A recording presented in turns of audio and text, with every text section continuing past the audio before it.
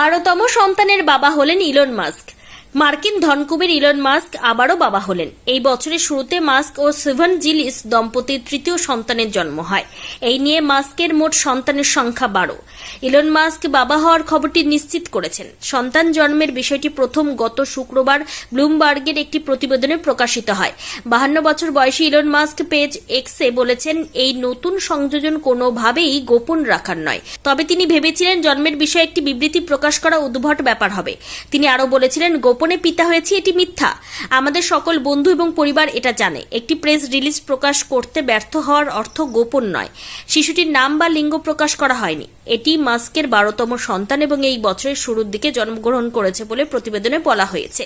মাস্কের ইতিমধ্যে 38 বছর বয়সী জিলিসের সঙ্গে আরও দুটি যমজ সন্তান রয়েছে। সিভান জিলিস নিউরালিংকের অপারেশন এবং বিশেষ প্রকল্পগুলির পরিচালক। মাস্ক ও সিভান জিলিস দম্পতির ঘরে 2021 সালের নভেম্বরে যমজ সন্তান স্ট্রাইডার ও অ্যাজুরের জন্ম হয়। এবছর প্রথম ও সাবেক স্ত্রী জাস্টিন উইলসনের সঙ্গে 6টি সন্তান রয়েছে। এছাড়া প্রেমিকা গ্রিমসের সঙ্গে 3টি সন্তানের জন্ম দিয়েছেন তিনি। মাস্কের প্রথম সন্তান নেভাডা আলেকজান্ডারের জন্ম হয়েছিল 2002 সালে।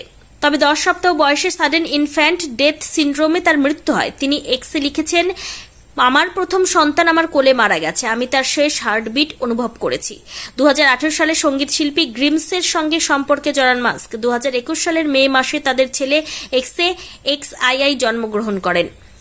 এর 1 বছর পর সারোগেটের মাধ্যমে তাদের আরও একটি মেয়ে এক্সা ডার্ক সিডারেল মাস্কের জন্ম হয়। মাস্ক বিশ্বাস করেন জন্মহার হ্রাস সভ্যতার পতনের দিকে নিয়ে যেতে পারে।